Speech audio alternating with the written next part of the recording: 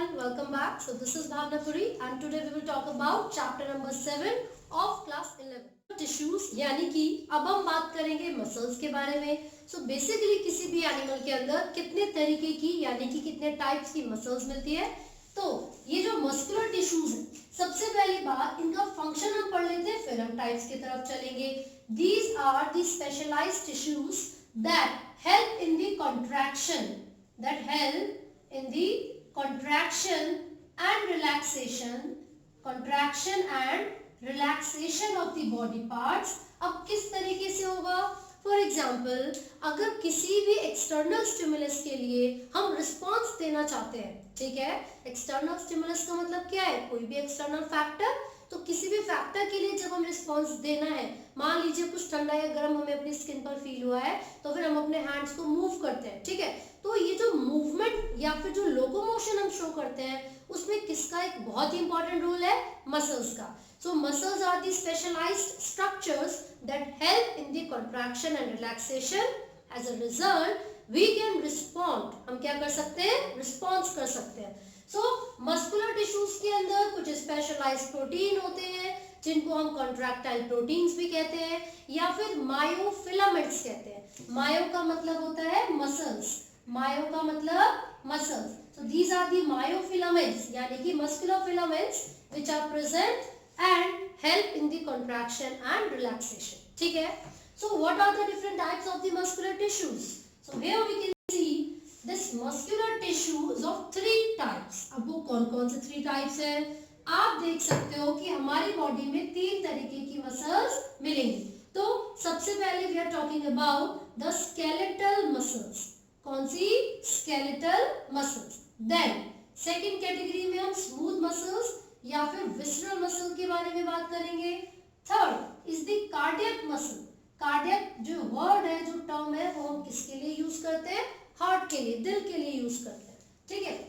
तो अब कुछ ना कुछ डिफरेंस होगा इन तीनों ही तरीके की मसल्स में, तभी इनको हमने अलग अलग कैटेगरीज में डिवाइड किया हुआ है. So what are the differences and the location? तो अगर स्केलेटल मसल्स की हम बात करते हैं, तो जो हमारा स्केलेटल सिस्टम होगा, जो हमारा स्केलेटल सिस्टम होगा, जो हमारे लिम्ब्स होंगे, उसमें कौन से तरीके की मसल्स होती हैं? स्केलेटल मसल्स होती हैं. और विसरल के लिए, स्मूथ के लिए मैंने बोला कि these are also called visceral muscles. तो यानी कि ये विसरल ऑर्गन्स में प्रेजेंट होंगी, ग्लैंड्स में प्रेजेंट होंगी. और कार्डियक मैंने आपको बताया, these are the muscles which are located in the heart wall. ठीक है. तो चलिए, जो स्केलेटल मसल्स हैं, क्योंकि ये स्केलेटल सिस्टम में प्रेजेंट होती है, तो हमारी पूरी बॉडी का एक तरीके से बोन्स के साथ अटैच होकर ये वेट को भी कैरी करने में मदद करेंगी. साथ साथ कॉन्ट्रैक्शन और रिलैक्सेशन तो उनका मेन फंक्शन है ही.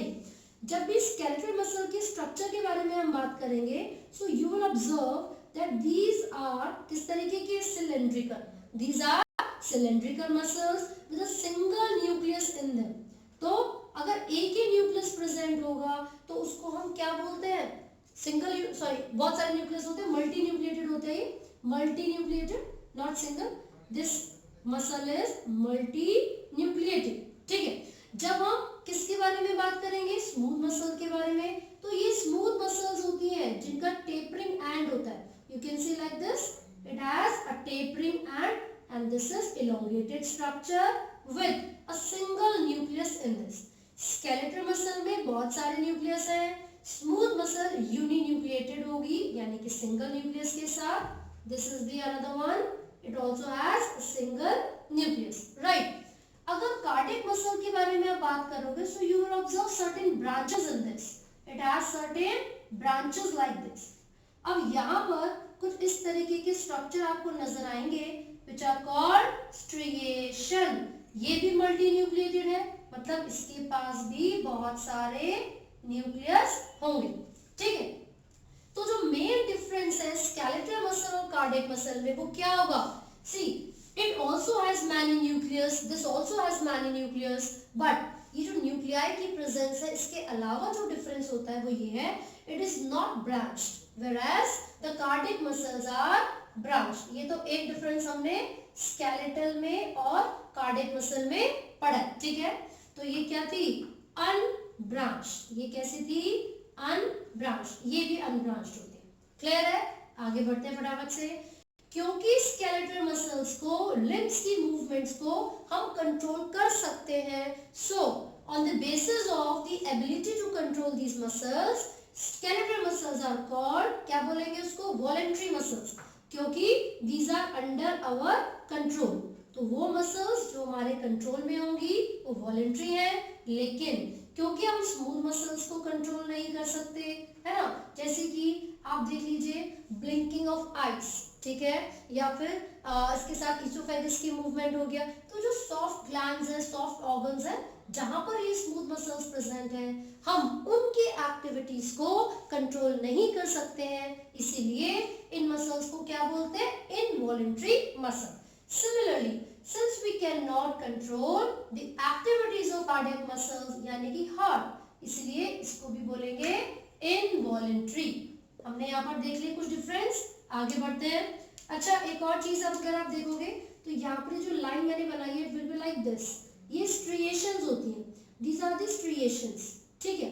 अब ये जो स्ट्रिएशंस यहाँ पर प्रेजेंट है, ये क्या है, जब हम मसल्स के स्ट्रक्चर को ऑब्जर्व करेंगे, सो मैं आपको डिटेल में बता देती हूँ। मान लीजिए ये कोई एक मसल, कौन सी ले रहे हैं हम, स्केलेटल मसल ले, तो स्केलेटल मसल्स, उसके अंदर बहुत सारे सेल्स प्रेजेंट होंगे, it will be having many cells, ठीक है। इस पूरे elongated स्ट्रक्चर को फेसिकल कहा जाता है, which has muscle cells या फिर muscle fibers.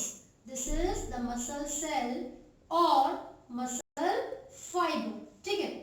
ये हम बात कर रहे हैं स्केलेटल मसल के बारे में। The entire group of the muscle cells is called a fascicle, और ये जो मसल सेल है या जो मसल फाइबर है, जब आप इसको ऑब्जर्व करोगे, when you will observe this muscle fiber और muscle cell, तो उसके अंदर आपको क्या दिखेगा, सबसे पहली चीज, this is the plasma membrane, and in the case of skeletal muscles, this plasma membrane is called sarcolemma, sarcolemma। तो आपको याद रखना है, स्केलेटल मसल्स के केस में प्लाज्मा मेम्ब्रेन को सार्कोलेमा कहा जाता है, और इसके अंदर क्या प्रेजेंट होंगे, जो भी एंडोप्लाज्मिक रेटिकुलम इसके अंदर प्रेजेंट है, these endoplasmic reticulum are called sarcoplasmic reticulum, sarcoplasmic reticulum. And what is the function of sarcoplasmic reticulum, वो क्या होगा, कैल्शियम आयंस को स्टोर करना, so its function is to store calcium ions. साथ ही साथ ये जो स्ट्रिएशंस की मैं आप यहाँ पर बात कर रही हूँ, पता है क्या है, see there are two contractile proteins, there are two contractile proteins in the skeletal muscles, the lighter one is the actin filament, the lighter one is the actin filament, and which is the dark structure here is the myosin filament, myosin filament। तो ये जो muscles है इनके अंदर दो filaments present होंगी, actin and myosin. क्योंकि ये मसल्स हैं तो फिर मायोफिलामेंट्स इनको बोलते हैं। Actin filament is lighter in colour, myosin filament is darker in colour. So इनकी जो अरेंजमेंट होती है ना, लाइट डार्क, इसी की अरेंजमेंट की बेसिस पर या फिर इस पैटर्न को ही हम क्या बोलते हैं, स्ट्रिएशंस कहते हैं। क्या बोलेंगे, striations. So these muscles, fibre, actin and myosin या filaments, these are found in the skeletal muscles as well as in the cardiac muscles, इसीलिए इनको हम बोलते हैं स्ट्रिएटेड। कैसी मसल्स हैं, स्ट्रिएटेड मसल्स। जबकि स्मूथ मसल में ऐसा कुछ भी नहीं है, तो हमने बोला non striated muscles, non striated muscles, और यहाँ पर भी हमने लिख लिया स्ट्रिएटेड मसल्स, ठीक है। तो एक बार मैं इसकी अरेंजमेंट आपको बता देती हूँ। सो यहाँ पर आप देख रहे हो लाइट वाली फिलामेंट बनाई है, and this is the dark filament. ये लाइट फिलामेंट है, फिर से डार्क फिलामेंट होगी, ये लाइट फिलामेंट है, फिर से डार्क। तो इस तरीके से ये अरेंजमेंट आपको दिखती है, और इसको हम क्या बोलते हैं, ये स्ट्रिएशंस होती है, ठीक है।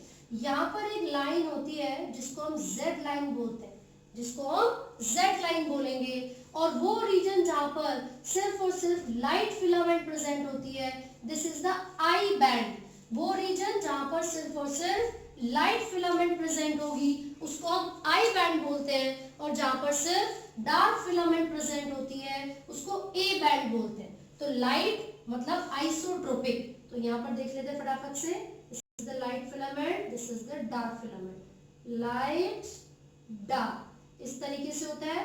This is the Z line here, this is the Z line here. तो देखिए जहां पर सिर्फ और सिर्फ एक्टिन फिलामेंट है वो आई बैंड होता है, ठीक है। यहाँ पर आप देखोगे लाइट डार्क दोनों दिख रही है, ए बैंड है। एनाइसोट्रोपिक मतलब डिफरेंट, आइसोट्रोपिक मतलब सेम। साथ साथ एक इमेजिनरी लाइन यहाँ पर प्रेजेंट होती है, ठीक है, जिसको हम एम लाइन बोल देते हैं। And this is the Z line as I told you. और सबसे इंपॉर्टेंट चीज, the distance between two successive Z line या फिर जो कॉन्ट्रैक्टाइल यूनिट होती है मसल्स के अंदर उसको हम क्या बोलते हैं, sarcomere. These are called sarcomere। तो ये जो लाइट डार्क अरेंजमेंट इन मसल्स के अंदर प्रेजेंट है, these form striations। इसी बेसिस पर हमने इनको स्ट्रिएटेड और इनको भी स्ट्रिएटेड मसल्स बोले, करेक्ट। सार्कोमेयर क्या है, कॉन्ट्रैक्टाइल जो पूरा एक जोन होगा, दो जेड लाइन के बीच का डिस्टेंस सार्कोमेयर कहलाएगा। यहाँ पर एंडोप्लाज्मिक रेटिकुलम को क्या कहते हैं, sarcoplasmic reticulum. What is the function, to store calcium ions, ठीक है। So as soon as the stimulus arises, जैसे कोई सिग्नल एक्शन पोटेंशियल आता है तो क्या होगा, यहाँ पर जो सार्कोप्लाज्मिक रेटिकुलम है उसमें से कैल्शियम आयन रिलीज हो जाता है। And this calcium ion acts as a secondary messenger, और क्या करेगा, एक्टिन और मायोसिन फिलामेंट्स की कॉन्ट्रैक्शन का प्रोसेस इनिशिएट कर देता है। And the contraction of these filaments form a cross bridge, एक ब्रिज बना लेते हैं वो, जिसको हम क्रॉस ब्रिज या फिर स्लाइडिंग फिलामेंट मैकेनिज्म भी कहते हैं। कैसे, ये मायोसिन जुड़ जाता है एक्टिन फिलामेंट के साथ। This particular topic I have already covered in chapter number 20, उसको डिटेल में मैंने समझा दिया था, ठीक है, आप वहां से देख सकते हैं। अब आगे के फीचर्स पढ़ लेते हैं फटाफट से। स्ट्रिएशन हमने कर लिया है। अब और ऐसे कौन कौन से कैरेक्टरिस्टिक फीचर्स हैं जो कि मसल्स में ऑब्जर्व किए जा सकते हैं, है ना। तो जरा देख लेते हैं फटाफट से।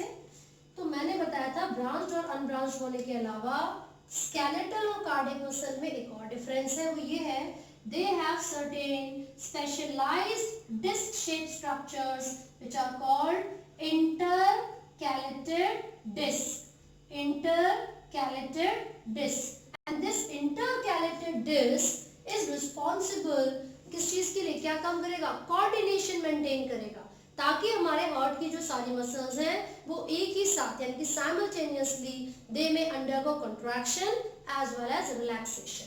तो यहाँ पर जो इंटरकैलेटेड डिस्क है, they act as the junction in the cardiac muscles and allow the contraction and relaxation और द कोऑर्डिनेशन या फिर कोऑर्डिनेटेड मूवमेंट, ठीक है।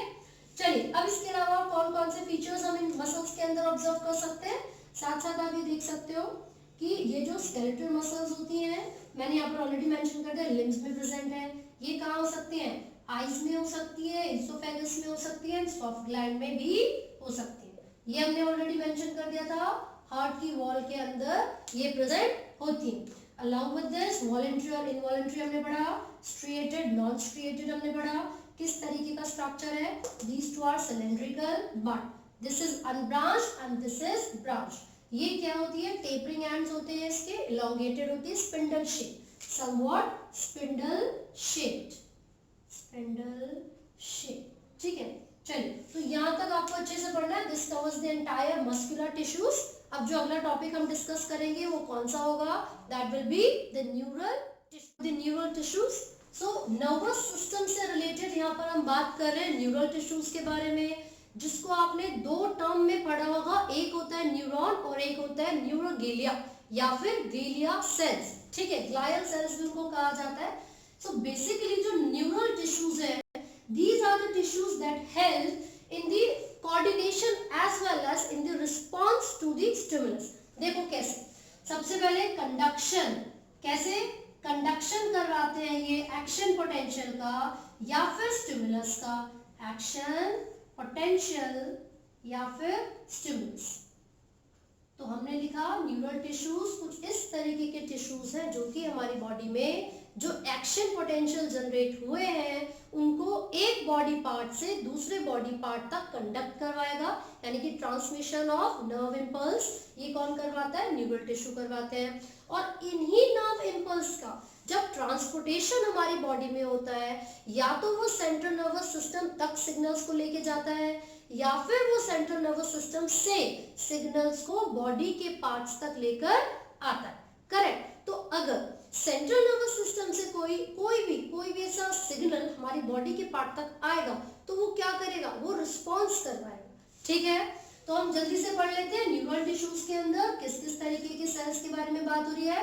So here we will talk about the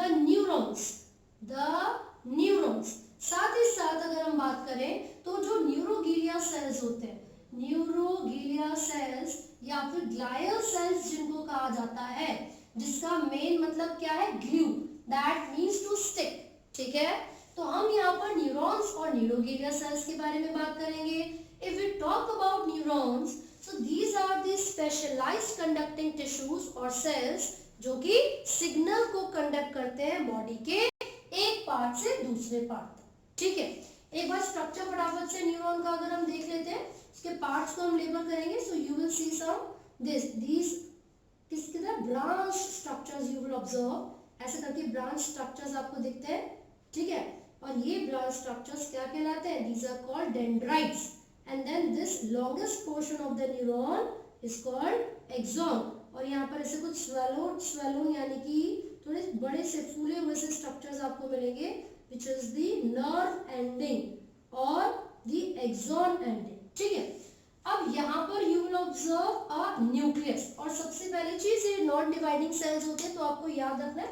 ठीक है, और अगर ये नॉन डिवाइडिंग सेल्स हैं तो इसका मतलब है ये डिवाइड नहीं करेंगे, आगे चल के कोई डिवीजन इनके अंदर नहीं होगी। ठीक है, और सबसे ज्यादा जो कलेक्शन होता है न्यूरॉन्स का वो सेंट्रल नर्वस सिस्टम में प्रेजेंट होता है। ठीक है, that includes brain and spinal cord. तो आपने ऑब्जर्व भी किया होगा, कभी सुना होगा ये टर्म ब्रेन ट्यूमर। तो जब भी आप वर्ड सुनते हो ब्रेन ट्यूमर, ट्यूमर का मतलब क्या है, the uncontrolled growth of the cells या फिर rapid growth of the cells. जो नॉर्मल सेल्स की ग्रोथ होनी चाहिए थी उससे काफी ज्यादा अगर बॉडी के सेल्स की ग्रोथ होती है, so it leads to the formation of a tumour. Right, तो जो ब्रेन ट्यूमर है उसके अंदर ये न्यूरॉन्स तो डिवाइड कर नहीं रहे, तो वो कौन से सेल्स होंगे जो डिवाइड कर रहे हैं और ट्यूमर बना रहे हैं, so that must be the glial cells या फिर न्यूरोग्लिया। ठीक है, तो यहाँ पर फटाफट से एक बार लेबलिंग देख लेते हैं। These are the dendrites, and what is the function of dendrites, its function is to receive the signal. फिर यहाँ पर ये कुछ ग्रैन्यूल्स आपको नजर आ रहे हैं, these are the Nissl's granules, और ये जो ग्रैन्यूल्स हैं these are the modifications of endoplasmic reticulum. ठीक है, फिर यहाँ पर क्या है, न्यूक्लियस प्रेजेंट है, दिस इज द न्यूक्लियस। ये जो पूरा स्ट्रक्चर आपने अभी ऑब्जर्व किया है जिसको आप सेल बॉडी बोलते हो, but this cell body along with the whole dendrites is called cyton, CYTON। क्या बोलेंगे इसको, साइटोन। ठीक है, तो हमने यहाँ पर मेंशन कर लिया, this is the साइटोन, and this elongated tubular structure is axon। इसको हम क्या बोलते हैं, axon। These are the nerve endings, these are also called synaptic nobes। ठीक है, साथ ही साथ जब इसको हम और डीपली ऑब्जर्व करते हैं इसके स्ट्रक्चर को, तो you will observe an insulation. यहाँ पर एक इंसुलेटिंग स्ट्रक्चर प्रेजेंट होता है which is the myelin sheath। क्या कहते हैं उसको, myelin sheath कहते हैं, and this myelin sheath, as I told you, this acts as an insulator। तो जब भी सिग्नल का कंडक्शन होता है, ट्रांसमिशन होता है, तो यहाँ पर जो myelin sheath है वो इंसुलेटर की तरह काम करेगी और प्रिवेंट करेगी, बचाएगी, किससे बचाएगी, मैकेनिकल शॉक से। ठीक है, so here is the myelin sheath। चलिए, अब आप ऑब्जर्व कर सकते हो कि यहाँ पर दो myelin sheath के बीच में थोड़ा सा गैप है, थोड़ा सा स्पेस है, and this space is called nodes of Ranvier. What is this called, nodes of Ranvier. ठीक है, सो पता है क्या होता है, जब भी ट्रांसमिशन ऑफ नर्व इम्पल्स होता है तो it could be through the neurons with myelin sheath और through the neurons without myelin sheath। तो क्या होगा फिर क्योंकि अगर माइलिन शीथ की प्रेजेंस है तो वो सिग्नल माइलिन शीथ के ऊपर से तो नहीं जा सकता, वो कैसे ट्रेवल करेगा, इट विल जंप।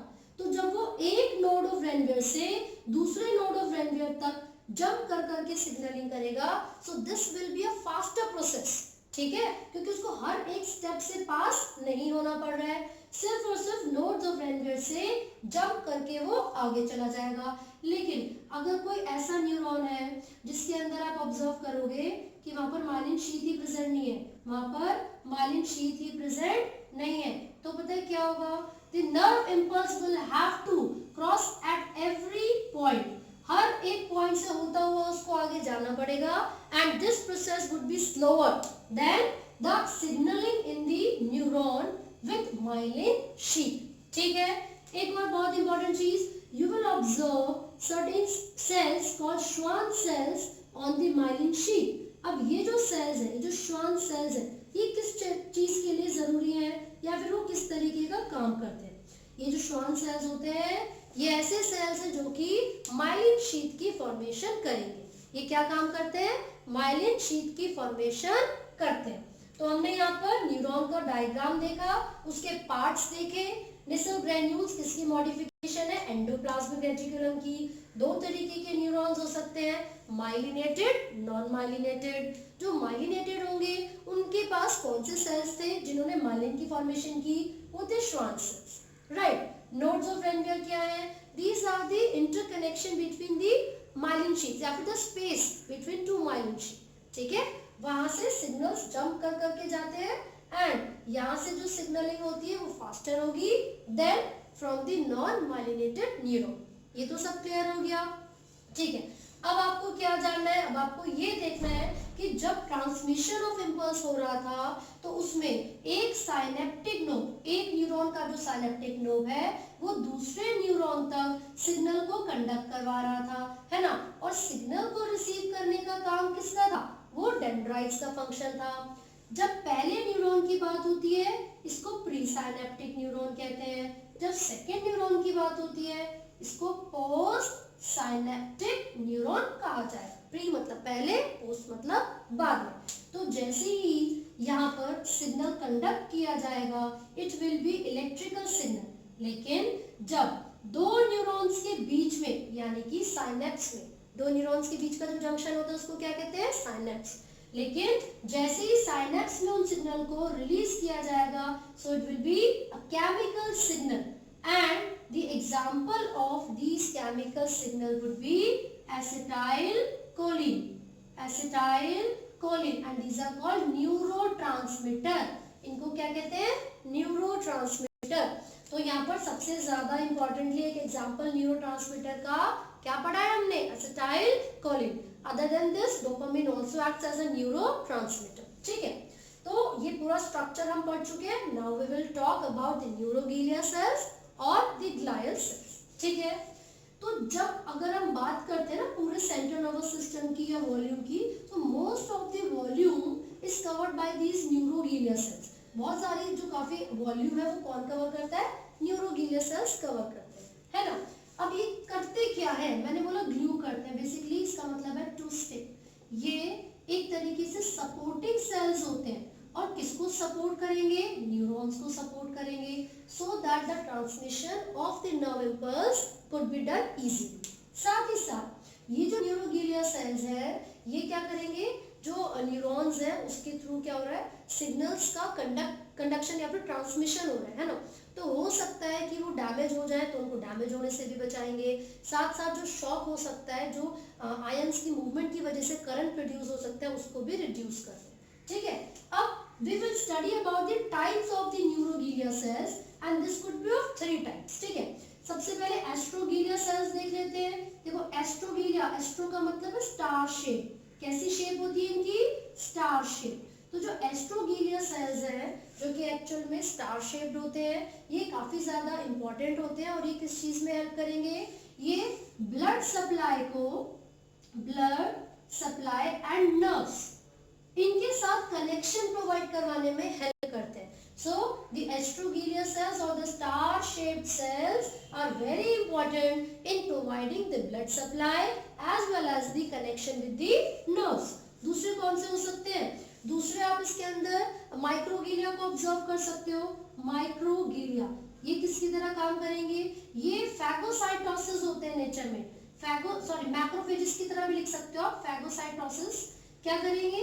ये जो डैमेज सेल्स होते हैं, डेड सेल्स होते हैं, उनको रिमूव करने में मदद करते हैं। Next one is the oligodendrocytes. Oligodendroglia भी कहा जाता है इनको। अब इनका क्या काम होगा? बेसिकली जो श्वान सेल्स हमने पढ़े थे ना, वो श्वान सेल्स क्या है? This is a type of oligodendroglia. क्यों? क्योंकि उनका मेन फंक्शन भी माइलिन की फॉर्मेशन था, and these cells also perform the function of या फिर फॉर्मेशन ऑफ माइलिन शीट। तो यहाँ पर हमने देखा न्यूरॉन्स और न्यूरोगीलिया के बारे में। जो neuroglia these are called glial cells, that means to glue और टू स्टिक टुगेदर। ठीक है, ये सपोर्टिंग सेल्स होते हैं न्यूरॉन के केस में, and they cover most of the volume of central nervous system. साथ ही साथ these are of 3 types, astroglia which are in star shape and provide connection with the blood supply and the nerves. ताकि देख, इसकी जरूरत क्या है? इसकी जरूरत है कि जो न्यूरॉन्स है उनको प्रॉपर न्यूट्रिशन या नरिशमेंट समय समय पर मिलता है। ठीक है, और दूसरे microglia that act as a phagocytosis और मैक्रोफेजेस। दूसरा है ओलिगोडेंड्रोगीलिया, ये माइलिन शीट की फॉर्मेशन में हेल्प करते हैं, and one such example of oligodendroglia is Schwann cells. So here we complete the topic junctions. Basically आपने सेल जंक्शंस में 3 टाइप्स पढ़े हैं, जिसमें टाइट जंक्शन, गैप जंक्शन और एडेरिंग जंक्शन पढ़ते हैं। लेकिन जो मेजर कैटेगरीज अगर इसके अंदर हम ऑब्जर्व करेंगे, so you will C that these cell junctions are divided into 3 major categories, और उन्हीं के एग्जांपल्स होते हैं टाइट जंक्शन, गैप जंक्शन या फिर एडेरिंग जंक्शन। तो वो कौन सी कैटेगरीज होती है? सबसे पहले अगर हम बात कर रहे हैं तो ऑक्लूडिंग जंक्शन उसको कहा जाता है, जिसका एक एग्जांपल टाइट जंक्शन आप पढ़ते हो, ऑक्लूडिंग जंक्शन। तो बेसिकली इसके अंदर क्या होगा, पहले हम उसका एक एग्जांपल लिख लेते हैं। हम यहाँ पर मेंशन कर रहे हैं टाइट जंक्शन, राइट। सेकेंड हम बात करें एंकरिंग, जो होल्ड करके रखते हैं, एंकरिंग जंक्शंस। ठीक है, और इसका एक एग्जांपल जो कि आपने पढ़ा है वो एडेरिंग जंक्शंस होते हैं। These are adhering junctions, right. Now the third one is communicating junction. Communicating junctions, communicating junctions, और इसका एक एग्जांपल हम पढ़ रहे हैं गैप जंक्शंस, गैप जंक्शन। तो बताइए क्या होगा? जो सेल जंक्शंस होते हैं, as the name suggest, these are certain specialized structures which are found in the intercellular space। यानी कि 2 या 2 से ज्यादा सेल्स, इनके बीच में जो मिलने वाला जो जंक्शन होता है, जो कि 2 या 2 से ज्यादा सेल्स को, नेबरिंग सेल्स को, टिश्यूज को एक दूसरे के साथ कनेक्ट करेगा, उसको हम क्या बोलते हैं? Cell junction. मान लीजिए हम टाइट जंक्शन का एग्जांपल ले रहे हैं। सो टाइट जंक्शन एक इस तरीके का जंक्शन है जो कि प्रिवेंट करता है leakage of the substances from the cytoplasm of the cell. तो अगर ये कोई सेल है, यहाँ पर कोई दूसरा सेल प्रेजेंट होगा, तो यहाँ पर टाइट जंक्शन का फंक्शन क्या है? जो टाइट जंक्शन है वो किसी भी सेल के साइटोप्लाज्म से, किसी भी सेल के साइटोप्लाज्म से जो अंदर का कंटेंट है, जो कि इंट्रासेल्युलर कंटेंट है, उसको लीकेज करने से, मान लीजिए यहाँ से वो लीक हो सकता था, so there will be a junction which is called tight junction, and this junction will prevent the leakage of cytoplasmic content. किस चीज में हेल्प कर रहा है? हम यहाँ पर इसका फंक्शन लिख रहे हैं, prevents the leakage of cytoplasmic content. ठीक है, certain secondary messenger also help these junctions to communicate। यानी कि कम्युनिकेशन से मेरा मतलब ये नहीं कि हम इसके बारे में बात कर रहे हैं, मतलब ये कि जो ये टाइट जंक्शन यहाँ पर बनेगा, उसकी फॉर्मेशन में भी बहुत सारे प्रोटीन्स की जरूरत पड़ेगी। ठीक है, अगर एडेरिंग जंक्शन के बारे में बात करेंगे, सो यू विल ऑब्जर्व, ये जो एडेरिंग जंक्शन है ये क्या करता है? 2 सेल्स को, 2 नेबरिंग सेल्स के बीच में सीमेंटिंग करने का काम करेगा, so that these two cells stick together with each other। तो जो एडेरिंग जंक्शन होते हैं या फिर जो एंकरिंग जंक्शन है, वो इस तरीके के जंक्शन होते हैं जो कि 2 नेबरिंग सेल्स सेल्स को एक दूसरे के साथ सीमेंटिंग करेंगे और एडेसिव यानी कि जोड़ के रखते हैं, चिपका के रखते हैं, ठीक है। अब इसके अंदर आप एग्जांपल में डेस्मोसोम भी पढ़ सकते हो। Desmosome is also a type of adhering या फिर एंकरिंग जंक्शन, और हेमीडेस्मोसोम, राइट। तो ये क्या करते हैं, cementing between the neighbouring cells, cementing between the neighbouring cells, हमने यहाँ पर मेंशन कर लिया इसका फंक्शन। अब अगर गैप जंक्शन यानी कि टाइप ऑफ कम्युनिकेटिंग जंक्शन के बारे में बात करेंगे, तो ये इस तरीके के जंक्शन है जो कि दो सेल्स के बीच में प्रेजेंट होंगे, जो कि दो सेल्स के बीच में प्रेजेंट होंगे, and they will allow the communication, and they will allow the communication. तो इन दोनों ही सेल्स के बीच में ये जो जंक्शन प्रेजेंट है, ये किस चीज में हेल्प करते हैं, ये कम्युनिकेशन में हेल्प करेंगे, और यहाँ से substances to and fro easily move कर सकते हैं। तो यहाँ पर गैप जंक्शन में आप कम्युनिकेटिंग जंक्शन में आप प्लाज्मोडेस्माटा भी पढ़ सकते हैं, and this plasmodesmata is found in plants. तो प्लांट्स के अंदर कम्युनिकेशन करवाने के लिए जो जंक्शन प्रेजेंट होगा उसको हम क्या बोलेंगे, plasmodesmata, and this is a type of communicating junction which allows the movement of ions and smaller or larger molecules, smaller or certain larger molecules, इन सब की मूवमेंट को अलाउ किया जाता है, so that a cell can communicate with the other neighboring cell। तो ये जो types of cell junction हमने पढ़े, you will have to remember these are of 3 types, occluding that includes tight junction। Tight junction का function है कि किसी भी सेल के अंदर का सामान लीक होने से बचाएगा, डैमेज होने से बचाता है। Anchoring junction that includes adhering desmosome और हेमीडेस्मोसोम्स, इनका काम है सीमेंटिंग करना दो नेबरिंग सेल्स के बीच में, जो कि इन दोनों को आपस में चिपका के रखेगा, जोड़ के रखेगा। Then communicating junction that includes gap junction और प्लाज्मोडेस्माटा इन प्लांट्स। तो जो गैप जंक्शन है ये दो सेल्स के बीच में प्रेजेंट होगा, and it will allow the communication between the cells as well as it allows the transport of ions, smaller or larger molecules. So this is all about the gap junctions. अगर आपको किसी भी topic में कोई doubt है तो आप comment कर सकते हैं, and do not forget to like, share and subscribe. Thank you.